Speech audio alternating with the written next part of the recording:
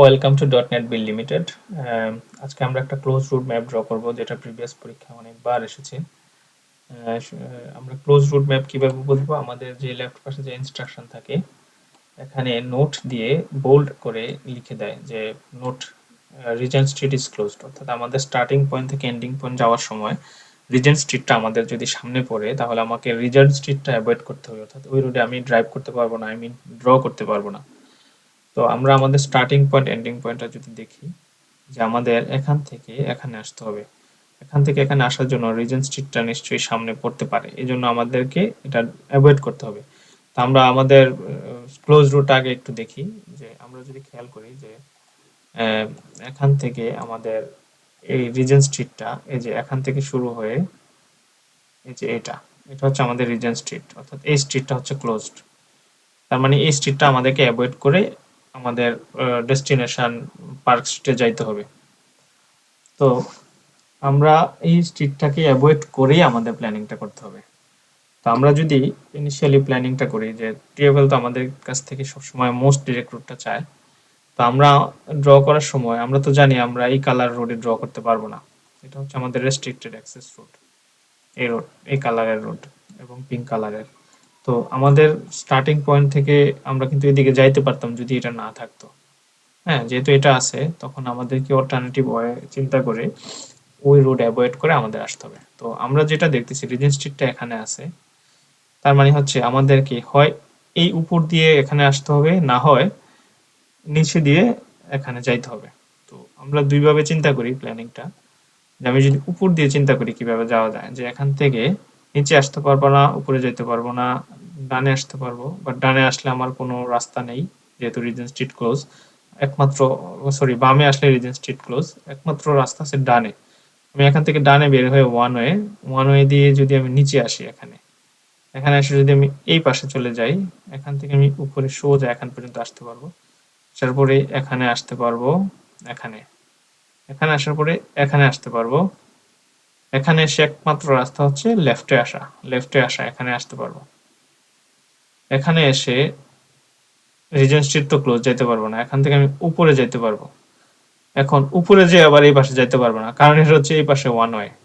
তার মানে আমাকে উপর দিয়ে যাওয়ার কোনো রাস্তা নেই এখানে, অ্যাটলিস্ট উইগমোর স্ট্রিট পর্যন্ত। আমরা হয়তো অন্যদিকে ঘুরে অনেক উপর দিয়ে যাইতে হবে, বাট আমি মনে করি এত উপর দিয়ে গেলে অনেক বেশি ঘোরা হয়ে যাবে। আমরা নিচে দিয়ে চিন্তা করি, আমরা যদি এখান থেকে নিচে নামি, এই ওয়ান ওয়ে দিয়ে আবার এই পাশে আসি, এখানে আসি, এখানে আসি, এখানে নিচে নামি, নেমে এটা দিয়ে, আচ্ছা, না না, এটা দিয়ে না, আমরা এই এখান পর্যন্ত চলে আসি, এই নিচে নমে চলে এই জায়গায় চলে আসবো, আসে এটা দিয়ে আমরা এখান থেকে রাইট করে ফেললে আমরা তখন এই রুট অ্যাভয়েড করে নিচে দিয়ে চলে যেয়ে এদিক দিয়ে কোনোভাবে চলে যেতে পারবো। তো আমরা আগে এখান থেকে বের হয়ে রিজেন্ট স্ট্রিটের নিচে চলে আসি, দেন আমাদের নেক্সট প্ল্যানটা আমরা করব। স্টার্ট ড্রয়িং করলাম, জুম করে নিলাম, স্টার্ট করলাম, করে পরে জুম করলাম, দেন আমি ওয়ান ওয়ে দিয়ে এখানে চলে আসি, এখানে চলে আসি। বেটার এটাকে একটু উপর থেকে শুরু করা, এখানে আসা, দেন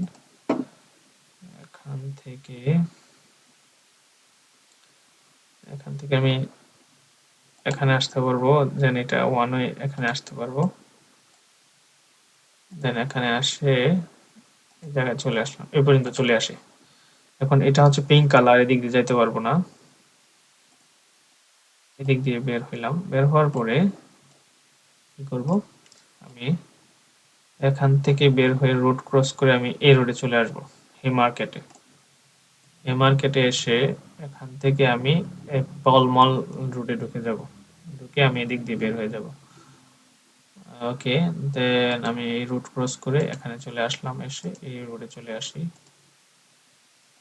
আচ্ছা, এখানে আসলাম, এখান থেকে আমি রাইটটা ওয়ান ওয়ে ফলো করে আমি চলে যাই, এই ওয়ান ওয়েটা ফলো করে।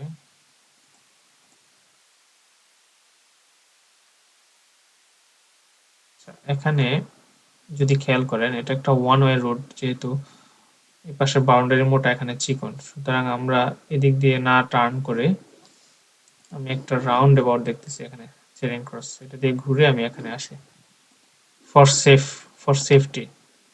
হয়তো এদিক দিয়ে আসলে হবে, বাট আমি সেফ থাকার জন্য আমি একটু ঘুরে আসি।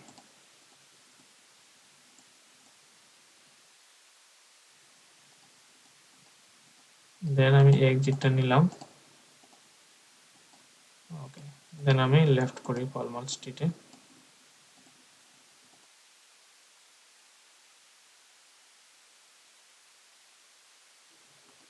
দেন এখান থেকে উপরে উঠে যাই, এই রোডে চলে আসলাম। তো এই রোডে আসার জন্য পিকাডেলি থেকে আমি এই রাউন্ড অ্যাবাউট পর্যন্ত চলে আসি আগে। আমি একটু গাড়িটা বের করে নিয়ে মাথাটা এখান থেকে লেফট করে এখানে চলে আসি।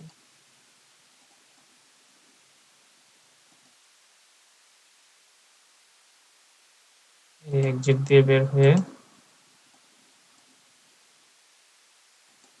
রাউন্ড অ্যাবাউট থেকে রাউন্ড রাউন্ড রাউন্ড।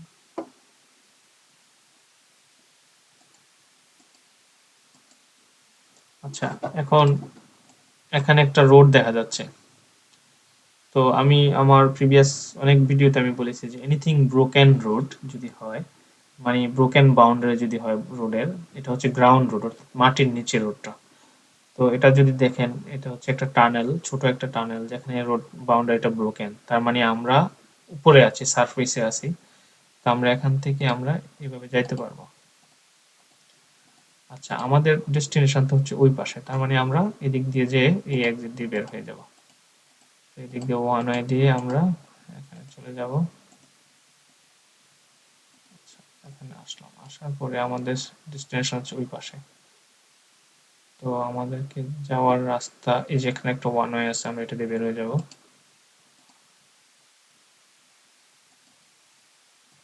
এখানে এসে এই ওয়ান ওয়ে দিয়ে বের হয়ে এখানে তো আসা যাবে না, আমাদেরকে করতে হবে এটা দিয়ে ঘুরে গ্রোভ রোড দিয়ে এখানে চলে আসলাম। দেখেন আমাদের এন্ডিং পয়েন্টে চলে আসলাম। তো রিজেন্সি ক্লোজ থাকার কারণে আমাদেরকে এভাবে আসতে হলো। তো আমরা স্টপ ড্রয়িং করে ফেলি।